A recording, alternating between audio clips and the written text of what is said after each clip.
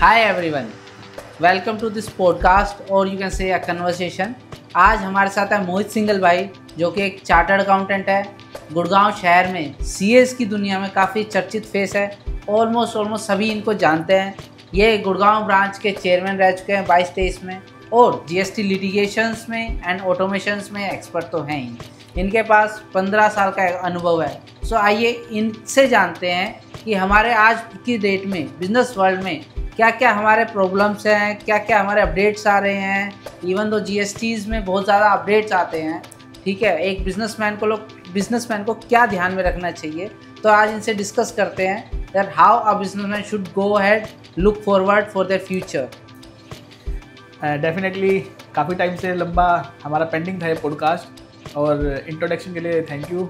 आज हम कोशिश करेंगे कि डेफिनेटली कुछ ना कुछ हम कंट्रीब्यूट कर पाएँ बिजनेसेस के लिए, कुछ ना कुछ अच्छा योगदान दे पाएँ। जितना भी हमारी नॉलेज है, एक्सपीरियंस है, उसके बारे में हम आज डेफिनेटली कोशिश करेंगे। सो मोहित भाई, मैं बहुत स्ट्रेट फॉरवर्ड क्वेश्चन पूछता हूँ, मतलब मुझे ना बात घुमानी नहीं आती।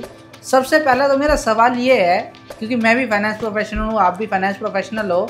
मैं जब भी किसी फाइनेंस डिपार्टमेंट में, किसी भी चाहे छोटी ऑर्गेनाइजेशन में बात हो चाहे बड़ी ऑर्गेनाइजेशन में, अगर किसी एमएसएमई में बोलता हूँ कि एक ढंग का रिसोर्स फाइनेंस में रखो, तो उनको वो बजटिंग दिखती है, रिसोर्स महंगा दिखता है। वहीं सेल्स का बंदा रखना हो, वो लाख रुपए का भी बंदा अफोर्ड कर लेते हैं, लेकिन वहाँ 50,000 का बंदा फाइनेंस में अफोर्ड नहीं कर पाते। और इवन बड़ी ऑर्गेनाइजेशन में ये कॉस्ट सेंटर की तरह देखा जाता है। क्या आपका भी यही व्यू पॉइंट है?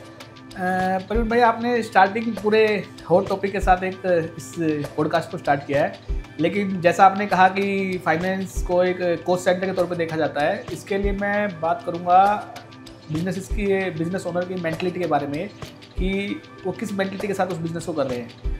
अगर मैं जनरली बात करूँ, जैसे आपने एग्जांपल लिया कि कोई बंदा अगर मार्केटिंग में है, सेल्स में है, उसको 1 लाख रुपये भी 2 लाख रुपये भी देने के लिए तैयार है, they are going to think like that कि वो उनके लिए बिजनेस लेके आ रहे हैं। But on the other side, अगर मैं फाइनेंस डिपार्टमेंट की बात करूँ, they are somehow, Indian mentality के बारे में बात करूँ, they are somehow lacking this point. वो इस चीज़ को नहीं सोचते, वो खाली फाइनेंस डिपार्टमेंट को लेकर चलते हैं कि वो उनके लिए कॉस्ट सेंटर है, क्योंकि वो डायरेक्ट बिजनेस नहीं लेके आ रहा, डायरेक्ट बिजनेस नहीं लेके आ रहा। और सेकंड थिंग, वो तो मेरा कंप्लायंस पूरा कर रहा है, मैं इसको ऐसा बोलूँगा, क्योंकि compliance is the burden for them, और वो बर्डन है, इसलिए मेरे को कंप्लायंस करना है।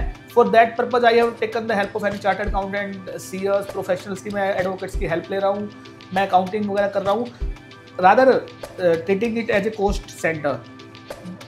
आप भी देखते हैं इस चीज़ को कि फाइनेंस से कितना, it's just like A backbone of the any businesses. और फाइनेंस में अगर हम ध्यान देके चलेंगे, एक बिजनेस ओनर जो भी फाइनेंस में ध्यान देके चलता है, फाइनेंस डिपार्टमेंट में स्पेसिफिकली, मतलब मेरी जितनी भी डिस्कशन होती है ओनर्स के साथ और के साथ, उसमें मैं स्पेसिफिकली इस बात को कोट करता हूँ कि this is just like a one of the major pillar for your industry. तो यू हैव टू स्पेसिफिकली, मतलब ओनर को बाकी सारे सेल्स में और में हर जगह ध्यान देना है, लेकिन फाइनेंस में भी मेरी स्पेसिफिकली ये इंक्लूजन रहती है कि ओनर को at least he should have idea about कि what are the inflows and outflows of their business.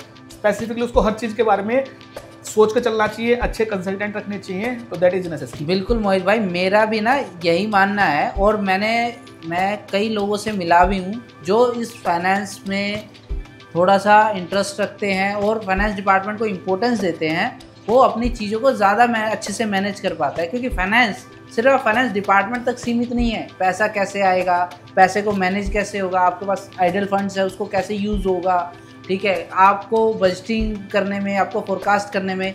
Even though मैं एक डायमंड व्यापारी को जानता हूँ जो कि बहुत एक अच्छे लेवल पे बिजनेस करते हैं, और उनका ये मानना है कि जब भी वो कोई भी बड़ी डील के लिए जाते हैं, वो आप खुद जाएं चाहे वो अपने कोई सीनियर पर्सन को भेजते हैं, वो उस बंदे के साथ एक चार्टर्ड अकाउंटेंट को ज़रूर भेजते हैं। और उनका ये मानना है कि सेल्स तो वो कर ही लेगा, जो उनका मार्केटिंग का, या वो खुद जा रहे हैं या उनके कोई भी टीम में बंदा जा रहा है, लेकिन वो जो डील हो रही है वो प्रॉफिटेबल हो रही है या नहीं, उसमें कितना मार्जिन है, कितना प्रॉफिट है, उसकी कैलकुलेशन के लिए वो सामने जो चार्टर्ड अकाउंटेंट है वो उसको ज़्यादा बेहतर अच्छे से समझ सकता है। बिल्कुल सही कहा आपने, क्योंकि he is the person of the figures, मतलब he can understand the figure, he can explain the figures.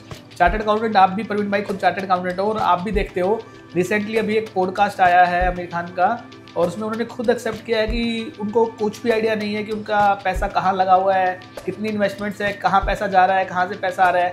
और इवन उन्होंने बोला है कि वो अपने चार्टर्ड अकाउंटेंट को एज ए सौतेली माँ उन्होंने उस पॉडकास्ट में बोला है। तो आप देखिए कि इतने बड़े लेवल पे भी मतलब they are involving his chartered accountant in every decision, मतलब उन्होंने ऑन कैमरा इस चीज़ को एक्सेप्ट किया है। आप इवन तो मोहित भाई ये चीज़ तो मैं भी आजकल वैसे देख रहा हूँ, ये चीज़ अच्छी हो रही है। लोग अपनी ट्रांजैक्शन एंटर करने से पहले हमें फ़ोन करते हैं, डिस्कस भी करते हैं कि यार I am planning this and what are the compliances I have to do, मुझे उसमें क्या करना है और कैसे मैं इस कंप्लायंस की सरदर्दी से बच सकता हूँ और अपना पीस ऑफ माइंड रख सकता हूँ और ग्रो कर सकता हूँ। डेफिनेटली आपने इस केस में आप ये भी देखते होंगे, जब भी क्लाइंट आपसे कंसल्टेट करता है, डिस्कस करता है, प्रिवेंटिव हेल्थ चेकअप के तौर पर जैसे हम इसको ले सकते हैं कि प्रिवेंटिव वो टेक केयर करके चलता है अपनी चीज़ों को, और जितना भी वो प्रिवेंटिव चलता है तो things are going to be in positive way. तो उसके लिए चीज़ें काफ़ी अच्छी निकल के आती हैं, मोर कंप्लायंट तौर पे काम करता है और chances of error are very less in this type of. आपने वो बात कर दी है कि हार्ट अटैक तो आ सकता है लेकिन हम प्रिवेंशन तो ले ही सकते हैं। डेफिनेटली हम सब लेते हैं इस चीज़ के लिए, हम सब उस चीज़ में हम फॉलो करते हैं।